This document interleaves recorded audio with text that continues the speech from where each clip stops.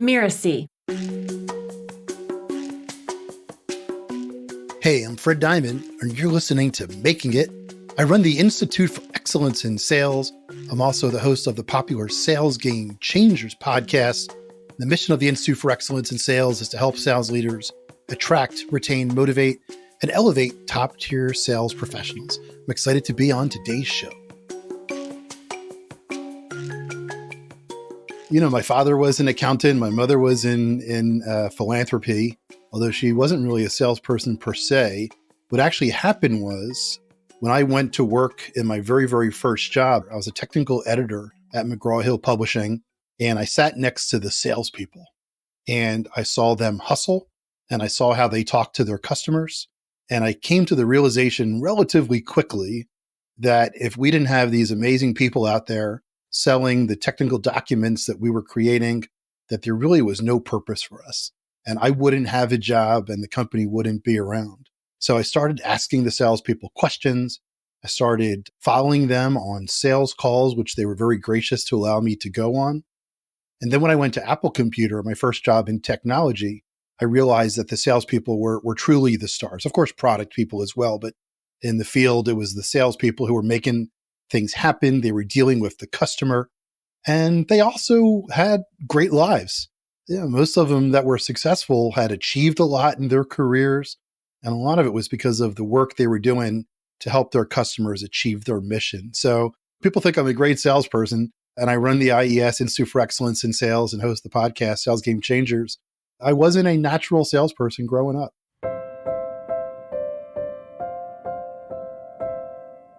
So in 2002, I went to work for myself. And after OneSoft, I worked for another data storage company that raised about $10 million. In February of 2002, it was apparent, and I could tell a huge story about the fact that this company didn't have products. It raised a lot of money with the promise of bringing some unique, what was called network attached storage to the marketplace. The reality was they didn't know how to really bring products to market. So they raised a lot of money and quickly flushed through it. In February of 2002, I was called to the office by the new CEO, and he said, "You need to bring your laptop." So obviously I knew I was getting laid off. So they fired everybody except for one person in customer support. And as I'm driving away from the building, I called my then wife and I said, "NSS just closed." And she said, "Great, you could find a better job." And I said, "Nope, I'm going to figure out how to make this on my own." I said, "I've seen too many people be successful. I don't want to go work for another company. I worked at Apple Computer 10 years ago, the best company in the world, and I just got laid off by one of the worst." I said, "I'm sure that I could figure it out on my own." So that began that journey.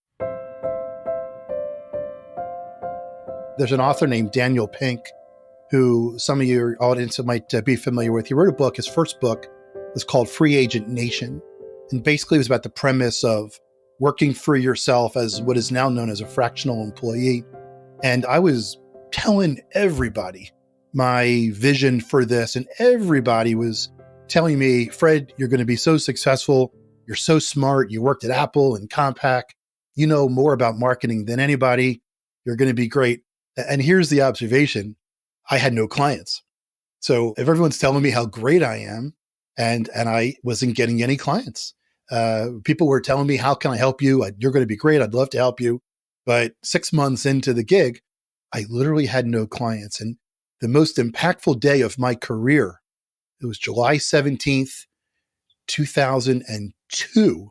I was at a Panera Bread in Northern Virginia in an area known as Tyson's Corner. It's the business hub for the DC area.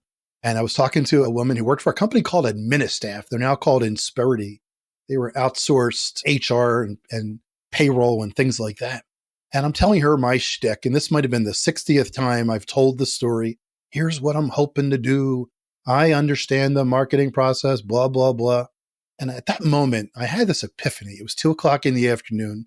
And I realized I was meeting people 3 times a day at Panera Bread. I'm eating a lot of sweet coffee. I'm eating a lot of bagels. And at that moment, I had this epiphany. I said, I'm in sales. I said, I'm not in marketing, even though my service is marketing. I said, I am in sales for Fred Diamond's marketing services. And in the middle of the conversation with this woman from Administaff, it was like an epiphany. Literally, light bulbs went off. And as I'm telling her the story, I said, you know what? I'm doing this the wrong way. I said, you got to help me sell my services, or let's talk about ways that I can sell my services, my marketing consulting services. And then let's talk about some ways that I can help you sell your outsourced HR services. And then I started doing things like trading contact lists with people. You make 10 referrals for me, I'll make 10 referrals for you. We started doing seminars in people's offices where we would each invite 5 people. And that's when I realized, yeah, I'm a marketing consultant, but I'm really in sales of my marketing consulting services. I then started being more proactive. I didn't spend time like I was on the website and crafting emails. I spent time on identifying who can physically write a check for me to be their outsourced marketing consultant.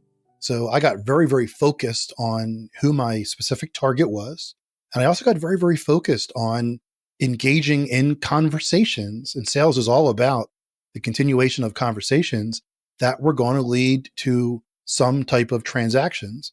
And 2 of my clients led to 10-year engagements, retained engagements that continued month over month. And, it was the right thing for the customers, and it was a good thing for me in a lot of ways. Marketing does a lot of telling. Our services are great. Here's some other people saying why our services are great. Here's some information to show you that we understand your challenge. Sales is really, at the end of the day, it's about asking, will you become a customer? And that means that, you need to make some type of financial investment for us to do our services for you. It's a mindset shift. Marketing and sales are 2 completely different functions, as is PR and communications for that matter as well.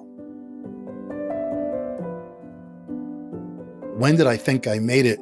I still think I have a long ways to go. I have a friend, his name is Jim Peterick. He's the lead songwriter for the band Survivor. He wrote songs like Eye of the Tiger and all of Survivor's hits. He wrote 38 Specials, monster hit, Hold On Loosely. And I became friends with him, and I asked him, what is your greatest song that you've ever written? And he's in his 70s. He says, I haven't written it yet. So I kind of view things the same way. I'm not setting my retirement in a year. A lot of people appreciate the service and the work that I do leading the Institute for Excellence in Sales. And I'm grateful that we've had so many customers along the way. And I don't want to get stuck in the moment where, I think I've made it, because there's so much more that we can possibly do. What we do at the Institute for Excellence in Sales is we help sales leaders attract, retain, motivate, and elevate top-tier sales talent. And that challenge hasn't gone away. It's still a challenge that every sales leader is facing. The world has changed so much over the last 2 years. So how people are going to be selling post-pandemic is going to be radically, in a lot of ways, different than it was 2 years ago and how it's been a year ago. So it's an evolving target. I work with one of the people on my team who runs our Women in Sales program. We like to end every conversation with, we can do better.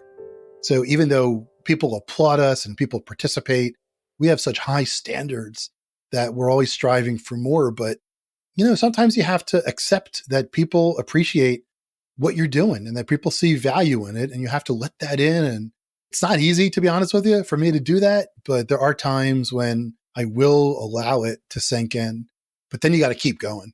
So you need to constantly show value. You need to constantly show that you're communicating it the right way. You're constantly helping my customers get better at sales, to the example we can do. And it's great when they want to come to our programs and we have full rooms and people accept our awards. You can't stay still. You can't accept the fact that you've made it. You have to keep striving, but it's also a good thing to realize that people see the value in what you're doing. Hey, I'm Fred Diamond. You've been listening to Making It. You can find me on LinkedIn. That's probably the best place. I'm there every day. Or you can go to my website at i4esbd.com. The letter I, the number 4, esbd.com. Making It is part of the Mirasee FM podcast network, which also includes such shows as Course Lab and Just Between Coaches.